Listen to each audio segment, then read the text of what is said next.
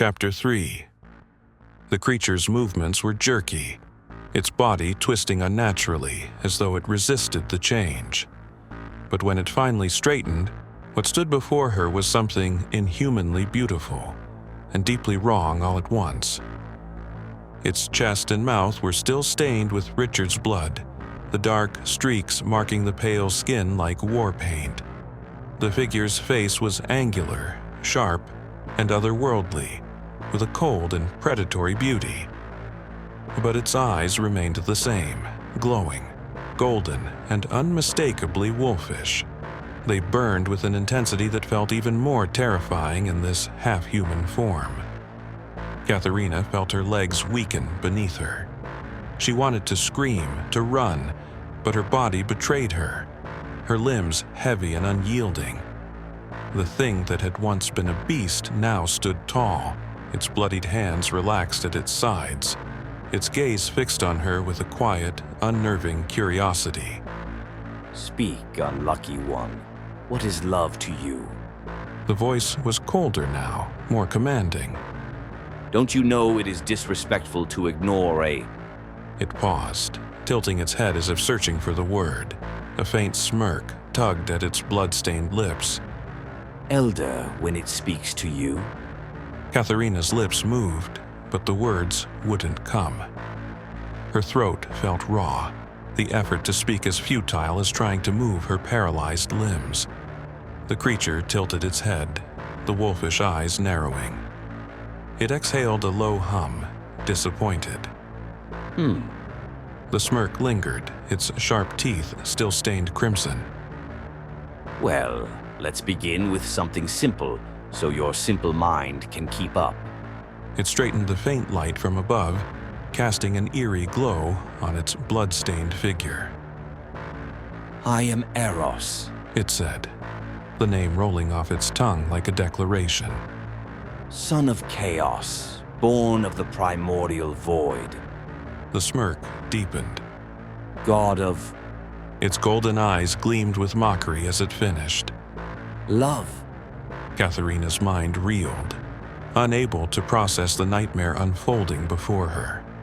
First, a beast, a towering, snarling creature ripped from her worst nightmares, and now a self-proclaimed god. Her thoughts churned, tripping over themselves in a frantic attempt to make sense of it all. A god of love. Her gaze darted to the blood still staining its chest and lips, her stomach twisting violently. This monstrous figure, this being that had torn Richard apart like a sacrificial offering, was claiming to be the physical manifestation of love. But what happened to the small, innocent-looking cherubim she had seen in paintings and sculptures all her life? The plump, smiling Cupid armed with a playful bow? Her racing thoughts were shattered by the voice, sharp and unyielding. "Mortal, gather your thoughts," it commanded, cutting through her mental spiral like a blade. Its tone was cold, almost mocking. "Yes, this is reality. Yes, your companion lies dead. And yes," it added, stepping closer with a deliberate slowness that made her want to shrink into the floor. "you are staring at your end." The golden, wolfish eyes narrowed with a hint of amusement. "So, at the very least, try to elongate your final moments by amusing me a little." Katharina's breath hitched as it leaned closer, its glowing gaze fixed on her. "Tell me," it continued, voice lowering to an almost conversational tone. "what is your name?" It took everything in Katharina to force her lips to move.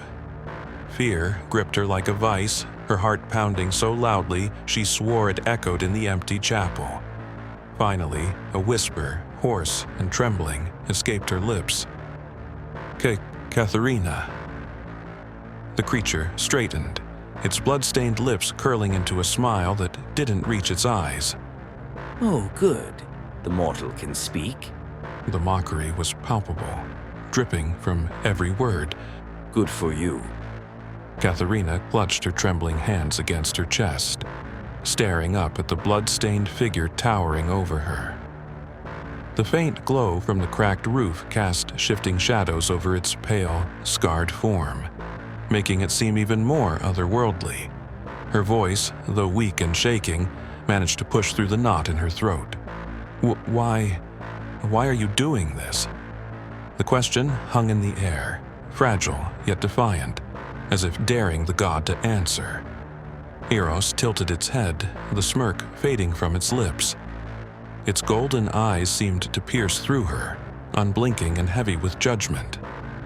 For a moment, the chapel grew eerily quiet, save for Katharina's ragged breaths and the faint dripping of blood from its hands. Then, a low chuckle rumbled from deep within its chest, rising into a sound that was both laughter and something far darker. "Why?" Eros repeated, the word dripping with mockery. It paced slowly in front of her, its bare feet leaving faint smears of Richard's blood across the stone floor. "Because I must." Its voice grew colder, sharper. "Because of you. Humanity." Katharina flinched, her lips trembling.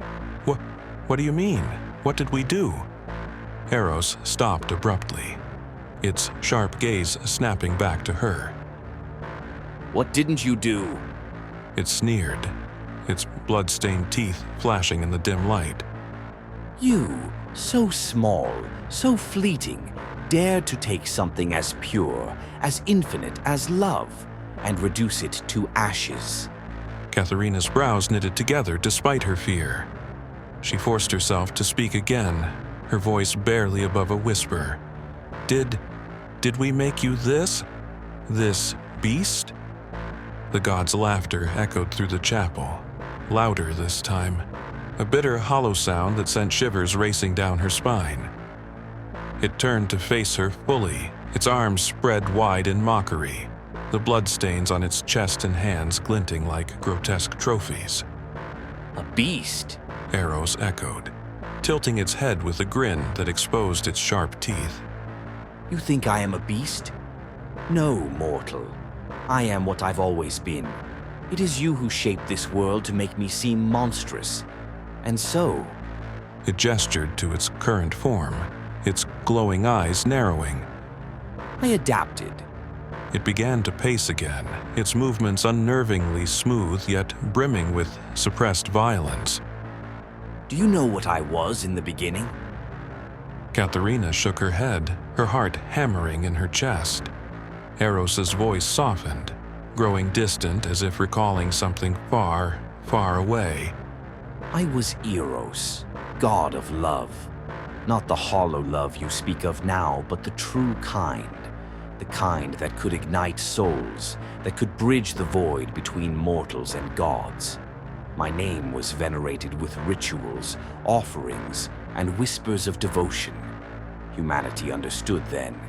They knew what love was, sacred, consuming, and eternal." Its golden eyes flicked to her, their intensity sharp enough to cut. "But civilization..." It spat the word like venom. "Civilization brought change. Humanity grew restless, unsatisfied with the simplicity of devotion. They began to seek other pleasures, other distractions." Eros's form shifted slightly, its features darkening as it spoke. "I became what they wanted, a different kind of god for a different kind of people. The Roman festival of Lupercalia. Ah, do you know it? Of course not. Your kind has forgotten so much. They made me their Luperci, their wolf of fertility and desire. They sought me not for love, but for lust, for carnal pleasures that would give them offspring. Even then..." Its voice softened briefly, almost mournful. "There was love. A mother's love for her child is fierce and unyielding. Different, yes, from the love of two souls becoming one, but no less powerful." Its tone hardened again, the bitterness creeping back. "But humanity never stops changing, does it? So I adapted again. A new belief swept through your world, burning everything it touched, and in the ashes they gave me a new face. Saint Valentine, The name dripped from its lips like poison, its wolfish eyes narrowing in disgust. I became a symbol of a faith that claimed to honor love but knew nothing of it. They slaughtered, raped, and tortured in the name of their beliefs and drenched the earth in blood, all while muttering prayers for love and salvation. And yet, It paused, a flicker of something unreadable crossing its face. even then, love existed, a love of sacrifice, the love of a lover who shielded what they felt was the most important being in the world from a soldier's blade, the love of a soul choosing to suffer in another's place. Its sharp, angular features twisted into a mocking smirk. Even in their savagery, your kind found ways to preserve love. It burned bright, though fleeting, and so I remained. I endured. Eros stopped pacing, turning back to face her. Its golden eyes bore into hers, unblinking. But now, It spread its bloodied hands, motioning to the empty chapel around them. now tell me, mortal, where is it? Where is the love your kind once revered? The love worth sacrificing for? Katharina opened her mouth to speak, but the words caught in her throat. Her mind raced, torn between terror and confusion. Eros stepped closer, its voice dropping to a cold whisper. You do not know, do you? Because it is gone. You have traded it for greed, for convenience, for nothingness. And now, Its smirk faded, replaced by something darker. I must do what I was never meant to do. I must consume, because you no longer give.